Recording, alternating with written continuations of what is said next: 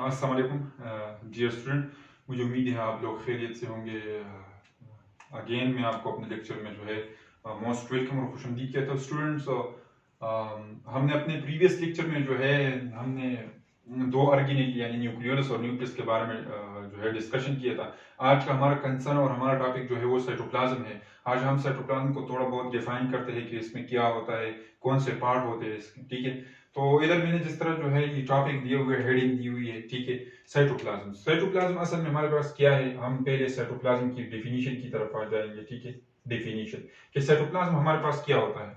Cytoplasm हमारे पास students, this is the space between the plasma membrane और nuclear membrane, यानी ये न्यूक्लियर मेम्ब्रेन है, ठीक है। ये क्या है, न्यूक्लियर मेम्ब्रेन, इसको मैं एनएम से लिखता हूँ, ठीक है, एनएम।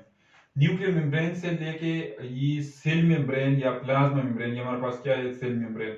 इसके दरमियान ये जो स्पेस पड़ा हुआ है, जब आप जिस एंगल से आना चाहोगे, लेकिन न्यूक्लियर मेम्ब्रेन और सेल मेम्ब्रेन के दरमियान जो स्पेस होगा इसको हम साइटोप्लाज्म कहेंगे, ठीक है। आज के बाद ये आपके पास साइटोप्लाज्म का डेफिनेशन हो गया। अब हम साइटोप्लाज्म की तरफ आते हैं। हमारे पास डियर स्टूडेंट साइटोप्लाज्म में हमारे पास क्या होते हैं। साइटोप्लाज्म में टू इंपॉर्टेंट मतलब ये है पार्ट, वो हम पढ़ेंगे। इसमें एक हमारे पास साइटोसोल होता है और दूसरा साइटोस्केलेटन होता है। अब साइटोसोल क्या है ये स्टूडेंट, साइटोसोल ये हमारे पास soluble part of the cytoplasm, या इसको हम फ्लूइड पोर्शन, सॉल्युबल पोर्शन आपको साइटोप्लाज्म का कहेंगे। इसमें हमारे पास क्या होंगे, इसमें हमारे पास एक साइटोप्लाज्मिक इंक्लूजन होंगे। या भी स्टूडेंट ये पूछेंगे कि ये साइटोप्लाज्मिक इंक्लूजन का क्या मतलब है। इसमें हमारे पास फेड ड्रॉपलेट्स होते हैं, ग्लाइकोजन पार्टिकल होते हैं, हमारे पास बहुत ढेरों सारे पिगमेंट्स होते हैं। ये असल में क्या चीज है, आप याद रखें। साइटोप्लाज्मिक इंक्लूजन जो है, ये साइटोप्लाज्मिक में हमारे पास नॉन लिविंग मटेरियल होते हैं। इस पे कोई खास मतलब मेम्ब्रेन बॉन्ड स्ट्रक्चर नहीं होते और ये नॉन लिविंग होते हैं। इनका काम क्या होता है, ये स्टोरेज पार्टिकल या प्रिकर्सर के तौर पे काम करते हैं। इसमें हमारे पास फैट्स होते हैं, ठीक है। इसमें हमारे पास ग्लाइकोजन होते हैं, इसमें हमारे पास पिगमेंट्स ये सब कुछ होते हैं। इंशाल्लाह इसको हम आने वाले लेक्चरों में जब हम मतलब आपको जो जो पढ़ाएंगे आने वाले लेक्चरों में हम इसको मजीद डिटेल में पढ़ेंगे, ठीक है। दूसरे नंबर पे हमारे पास साइटोसोल में आता है, एक तो साइटोप्लाज्मिक इंक्लूजन हो गया, ठीक है। दूसरे नंबर पे हमारे पास आता है cytoplasmic organelle. Cytoplasmic organelle student आपको पता है कि वो किधर पड़े हुए होते हैं, वो साइटोसोल में पड़े होते हैं। इसमें हमारे पास इधर मैं अगर आपको एक्सप्लेन कर दूं, साइटोप्लाज्मिक ऑर्गेनेल में हमारे पास क्या आते हैं, सारे हम तो नहीं लिख सकते, लेकिन इसमें हमारे पास माइटोकॉन्ड्रिया आता है, एम से मैं लिखूंगा। एंडोप्लाज्मिक रेटिकुलम ईआर, ठीक है। इसमें हमारे पास राइबोसोम होते हैं, ठीक है। इसमें हमारे पास जीबी यानी गंजी बॉडीज, एटिसेक्ट्रा में इधर लिख लूंगा, और बहुत ढेरों सारे क्या होते हैं, ऑर्गेनेल होते हैं। इंशाल्लाह इनको हम एक एक लेक्चर के थ्रू जो है कवर करने की कोशिश करेंगे। इसके अलावा हमारे पास सॉल्युबल प्रोटीन होते हैं, क्योंकि आपको पता है सॉल्युबल प्रोटीन और एंजाइम मतलब मेरा मतलब ये है, क्योंकि अगर हम एक पॉइंट पे आ जाए साइटोप्लाज्म में सबसे ज्यादा मिकदार में जो है ज्यादातर वो आपको पानी मिल जाएगा, और पानी में आपको तैरते हुए और डिजॉल्व यानी पानी में हल प्रोटीन्स आपको मिलेंगे और एंजाइम आपको मिलेंगे। अब स्टूडेंट इस एंजाइम और प्रोटीन का काम क्या है, इसको मैं थोड़ी देर बाद आपको समझा देता हूँ। इसके अलावा आपको इलेक्ट्रोलाइट्स मिल जाएंगे। इलेक्ट्रोलाइट्स क्या होते हैं, आयंस, जो पानी में हल होके यानी केटाइन इनाइन बनाते हैं। एक पॉजिटिव चार्ज बनाते हैं केटाइंस और दूसरा इनाइन, इनका भी अपना बहुत ज्यादा अहमियत होता है। तीसरे नंबर पे हमारे पास मेटाबोलाइट्स होते हैं। स्टूडेंट मेटाबोलाइट्स का मतलब क्या होता है, मेटाबोलाइट्स का मतलब ये, अच्छा स्टूडेंट मैं आपको समझा देता हूँ, ठीक है। मेटाबोलाइट्स का मतलब ये होता है कि जब हमारे पास मेटाबॉलिज्म हो जाए, मेटाबॉलिज्म का मतलब क्या है, एक तो हमारे पास केमिकल रिएक्शन होते हैं। केमिकल रिएक्शन में क्या होते हैं, केमिकल रिएक्शन में बांड मतलब पुराने बांड टूट जाते हैं, नए बांड बन जाते हैं। मतलब ये है कि दो एटम्स के दरमियान क्या होता है, बांड फॉर्मेशन, बांड जो है उसके दरमियान जो है लिंक बनाना होता है, तो बांड फॉर्मेशन। अच्छा, तो ये जब हमारे पास जब बहुत ढेरों सारे केमिकल रिएक्शन जो है वो जब इनसाइड अ लिविंग सिस्टम हो रहे हो, एक जानदार के अंदर जब केमिकल रिएक्शन हो रहा हो, उसको हम मेटाबॉलिज्म कहेंगे। इसको हम आने वाले इंशाल्लाह जो है बायोकेमिस्ट्री के लेक्चर में कवर कर देंगे। लेकिन ये मेटाबॉलिज्म जो है हमारे पास, इसके नतीजे में हमारे पास जो वेस्ट प्रोडक्ट बन जाते हैं, इसको फिर हम मेटाबोलाइट्स कहते हैं, ठीक है, मेटाबोलाइट्स। फिर इसके बाद हमारे पास न्यूट्रिएंट्स भी इधर मौजूद होते हैं। न्यूट्रिएंट्स क्या होते हैं स्टूडेंट्स, न्यूट्रिएंट्स का मतलब है सेल के लिए एक एनर्जी वाला कंपाउंड, यानी सेल के लिए एक ग़िज़ाइयत, इसको हम उर्दू में ग़िज़ा के ग़िज़ा का मतलब क्या है, ग़िज़ाइयत का मतलब क्या है? इसका मतलब ये है कि जब सिल कोई काम कर रहा हो, उस काम मतलब ये उसके लिए एनर्जी चाहिए, वो एनर्जी कहाँ से रिसीव करेगी? ज़ाहिर-सी बात है वो एटीपी बनाएगा, ये एटीपी जो है वो एनर्जी का जो है क्या है करेंसी यूनिट है, लेकिन वो एटीपी बनाने के लिए उसको कोई ना कोई मॉलिक्यूल इस्तेमाल करने पड़ेंगे। मिसाल पे मैं आता हूँ, मिसाल के तौर पर इधर मैंने मेटाबोलाइट्स ये सब कुछ दे दिया। अभी मैं आपको और भी समझाता हूँ। हमारे पास मेटाबॉलिज्म मतलब ये होता है कि मेटाबॉलिज्म चंद किस्म की मेटाबॉलिज्म या मेटाबॉलिज्म जो है मेटाबॉलिज्म फॉर एग्जांपल हमारे पास एक कोई केमिकल रिएक्शन हो रहा है, तो आप ये पॉइंट नोट कर ले कि ग्लाइकोलिसिस, स्टूडेंट अगर आपको याद हो ग्लाइकोलिसिस ये हमारे पास सेलुलर रेस्पिरेशन है, लेकिन ग्लाइकोलिसिस हमारे पास केमिकल रिएक्शन है ना, इसमें बांड टूटते हैं या बांड नए बांड बन जाते हैं, मतलब ये सब कुछ हो जाता है।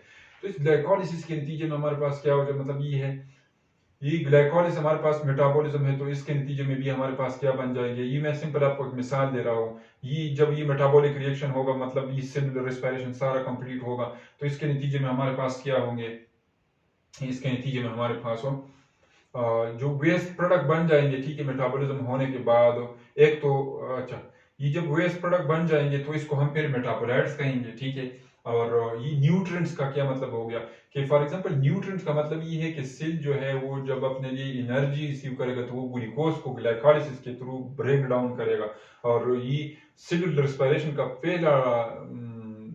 पहला स्टेप जो है ग्लाइकोलिसिस वो साइटोसोल में होता है। तो ये हमारे पास एक इसको हम क्या कहेंगे, ये हमारे लिए एक साइट है, केमिकल रिएक्शन। यहाँ पे हमारे पास काफी बोर्ड है, सारे केमिकल रिएक्शन भी होते हैं। तो ये हमारे पास केमिकल रिएक्शन मेटाबॉलिज्म के लिए क्या कर साइट प्रोवाइड करता है, और उसके नतीजे में हमारे लिए, जिस तरह मैंने आपको कहा, सॉल्युबल प्रोटीन और एंजाइम, इसका क्या अहमियत होगा, स्टूडेंट आपको वैसे समझ आ गया कि जब हमारे पास इधर केमिकल रिएक्शन होंगे, तो केमिकल रिएक्शन के लिए आपको पता है स्टूडेंट कि मतलब सेल के अंदर केमिकल रिएक्शन के लिए हमारे पास एंजाइम और ये प्रोटीन जो ये पार्टिकल्स होते हैं, ये प्रोटीन होते हैं, इनकी ज़रूरत होती है।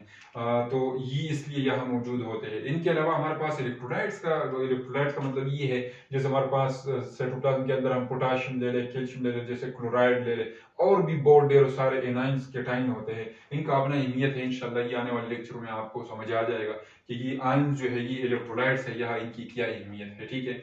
इस तरह हमारे पास इसमें आरएनए भी पड़े होते हैं, बहुत सारे आरएनए का क्या काम है, आरएनए जो है वो प्रोटीन बनाने में मदद करते हैं। तो इसका मतलब ये हो गया डियर स्टूडेंट्स कि जब आपसे कोई पूछ ले कि साइटोप्लाज्म में आरएनए जो है, बहुत ढेर सारे आरएनए के 3 डिफरेंट टाइप्स है, ये क्यों इधर पड़े हुए हैं, तो आपको पता चला होगा, आपको पता चल गया होगा यहाँ इस पॉइंट से कि यहाँ आरएनए जो है, आरएनए प्रोटीन बनाने के डिफरेंट टाइप्स होते हैं, तो आरएनए प्रोटीन बनाने में हेल्प करते हैं। तो मतलब ये है कि ये एक अनदर साइट हो गया, प्रोटीन सिंथेसिस के लिए ये अनदर साइट हो गया, ठीक है। अभी स्टूडेंट्स दूसरे नंबर पे हम आते हैं, एक तो साइटोसोल है, साइटोसोल के बाद हमारे पास है साइटोस्केलेटन। साइटोस्केलेटन में हमारे पास क्या होता है, साइटोस्केलेटन का, साइटो का मतलब है सेल और स्केलेटन का मतलब है ढांचा। जिस तरह हमारी बॉडी को अगर हम देख ले, हमारी बॉडी में मतलब ये है कि हमारे बॉडी को किसने सपोर्ट दिया है, हड्डियों ने, हमारे बोन्स ने उसको सपोर्ट दे दिया है। इसी तरह सिल्क को अंदर जो है, हम सिल्क के अंदर चले जाए तो अच्छा, वहां पे आपको जो है एक सपोर्ट फ्रेमवर्क, एक ढांचा आपको नजर आएगा, और ये ढांचा जो है ये 2 किस्म के मटेरियल से बना होता है। इसमें एक ट्यूब्यूल्स होते हैं स्टूडेंट, और दूसरे नंबर पे इसमें हमारे पास क्या होते हैं, फिलामेंट्स होते हैं। स्टूडेंट अभी ट्यूब्यूल्स और फिलामेंट्स में क्या फर्क है, ठीक है। ट्यूब्यूल का अगर मैं आपको एग्जांपल दे दूं, और ये ऊपर जो साइटोसोल है ये सॉल्युबल पार्ट था, और ये साइटोस्केलेटन जो है ये हमारे पास सॉलिड पार्ट है, ठीक है। अब हम इस मतलब ये लिटिल बिट सॉलिड या क्या है, विस्कस पार्ट है, ठीक है। यहाँ पे हमारे पास आपको प्रोटीन्स मिलेंगे बहुत ढेर सारे, लेकिन यहाँ पे 2 किस्म के मिलेंगे, जिस तरह मैंने यहाँ एक्सप्लेन किया। एक ट्यूब्यूल होता है, ट्यूब्यूल का एग्जांपल अगर हम ले लें माइक्रो ट्यूब्यूल, ट्यूब्यूल का मतलब ये तो है कि ये हालो क्या होंगे, हालो प्रोटीन होंगे, अंदर से ये क्या होंगे, कोकले होंगे। अंदर से इसके एक मिसाल के तौर पर आप एक पाइप ले लें, ठीक है, या इस मार्कर को आप ले लें, तो ये अंदर से क्या है, ये अंदर से हालो है। तो इस जैसे स्ट्रक्चर को फिर हम क्या कहते हैं, ट्यूब्स कहते हैं। तो यहाँ पर आपको माइक्रोट्यूब। दूसरे नंबर पे आपको फिलामेंट्स बनेंगे, बहुत ढेरों सारे डंडे या बहुत ढेरों सारे फाइबर्स, धागे आपको नजर आएंगे, ठीक है। और उसको हम क्या कहते हैं, फिर इसको हम फिलामेंट्स कहते हैं। फिलामेंट्स की भी 2 किस्में हैं, इंशाल्लाह हम जब साइटोस्केलेटन को डिटेल में पढ़ेंगे। एक माइक्रो फिलामेंट होते हैं, एक इंटरमीडिएट फिलामेंट होते हैं, लेकिन इसके दरमियान अंदर जो है स्टूडेंट, इसके अंदर हमारे पास स्पेस नहीं होता। तो ये था साइटोप्लाज्म के बारे में थोड़े बहुत इंफॉर्मेशन। यहाँ पे मैं आता हूँ, एक सेल मैंने बनाया है, ठीक है स्टूडेंट। ये जो आपको ये फाइबर्स और ये ट्यूब्यूल ये सब कुछ जो नजर आ रहा है ना, इसको साइटोस्केलेटन कहा जाता है। इसको क्या कहा जाता है? साइटोस्केलेटन। अब स्टूडेंट ये साइटोस्केलेटन का मतलब क्या है? जिस तरह मैं आपको कहता हूँ, इसका अगर फंक्शन आपसे कोई पूछ ले तो आप उनको बता देंगे कि साइटोस्केलेटन का फंक्शन ये है कि ये हमारे पास सेल को क्या करता है? सेल को सपोर्ट देता है। जिस तरह हमारी हड्डियां और बोन कंबाइन हो गए हैं और हमारे बॉडी को सपोर्ट दिया है, जिसकी बदौलत हम खड़े हैं, जिसकी बदौलत हम चल सकते हैं। अगर हमारी अगर हमारी बॉडी से आप ये बोन्स निकाल देंगे तो हमारा सारा स्ट्रक्चर जो है, हमारा ये सारा सपोर्ट खराब हो जाएगा। हम फिर गोश्त का एक लुथड़ा बन जाएंगे, तो फिर हमारा स्ट्रक्चर जाहिर सी बात है खराब हो जाएगा। इसी तरह अगर सेल, अगर आप स्टूडेंट, अगर आपको पता हो ये सेल हमारे पास एक स्फेरिकल स्ट्रक्चर है, 3 डायमेंशनल, एक बाल जैसा है, ठीक है। इसके अंदर ये प्रोटीन जो है, ये इसको ये साइटोस्केलेटन के प्रोटीन, चाहे ये हमारे पास फिलामेंट्स हो, ट्यूब्यूल हो, माइक्रोट्यूब्यूल, इंटरमीडिएट फिलामेंट हो या माइक्रोफिलामेंट, इन्होंने स्ट्रक्चर को यानी साइटोप्लाज्म के ये स्केलेटन को इस तरह स्केलेटन बना के रखा है कि इसको सपोर्ट कर रहे हैं और इस सेल को स्ट्रक्चर दे दिया है 3 डायमेंशनल। अगर इसमें से ये साइटोस्केलेटन आप निकाल दिया, इनमें से जो है ये प्रोटीन ये सब कुछ आप बाहर निकाल दे, तो फिर आपको यू नजर आएगा, आपको सेल का स्ट्रक्चर डिस्ट्रॉय नजर आएगा, सेल का स्ट्रक्चर डिस्टर्ब होगा। क्योंकि तो इसी तरह जिस तरह मैंने आपको एग्जांपल दिया, अगर हमारी बॉडी से आप हड्डियां निकालते हो, बोन निकालते हो, तो हमारा सपोर्ट जो है वो खत्म हो जाएगी। इसी तरह अगर आपको सेल से जो है अगर साइटोस्केलेटन निकालोगे तो फिर सारा सेल का स्ट्रक्चर डिस्टर्ब हो जाएगा, ठीक है। तो ये था साइटोस्केलेटन का फंक्शन। साइटोस्केलेटन का फंक्शन क्या हो गया स्टूडेंट? साइटोस्केलेटन का फंक्शन ये हो गया कि हमारे पास स्ट्रक्चर, मतलब ये है कि शेप देता है, सेल को शेप देता है, जिस तरह हमारे बोन्स ने हमें शेप दिया है। तो ये था छोटा सा टॉपिक है स्टूडेंट। तो अगर आपको हमारी, यहाँ पे हम अपनी इस वीडियो का अख्तिताम कर लेंगे। अगर आपको हमारी वीडियो पसंद आ गई हो तो प्लीज़ आप स्टूडेंट से मेरी रिक्वेस्ट है कि आप हमारी चैनल को सब्सक्राइब कीजिए, टाइम से सब्सक्राइब कीजिए, ताकि अगर आपको हमारे चैनल, मतलब ये वीडियो से फ़ायदा मिल रहा हो, तो मतलब ये है कि हमारे पास जब हम आगे आगे जो जो वीडियो अपलोड करते रहेंगे, ताकि उसका नोटिफिकेशन आपको मिलता रहे, ठीक है। और आने वाले इंशाल्लाह फ्यूचर में हम आपके लिए अपनी पूरी कोशिश करते हैं कि और खूबसूरत वीडियो बनाए, ठीक है। और दूसरी में आप स्टूडेंट से रिक्वेस्ट है कि आप मुझे दुआ में रखें, इंशाल्लाह हम भी आपको दुआ में रखेंगे। यहाँ पे हम अपने लेक्चर का अख्तिताम करते हैं स्टूडेंट्स। अल्लाह आपको खुश रखे, ठीक है। और इंशाल्लाह आने वाले लेक्चर में दोबारा मिलेंगे, ठीक है। तो अब तक दे दिए हमें इजाज़त। अल्लाह हाफिज़।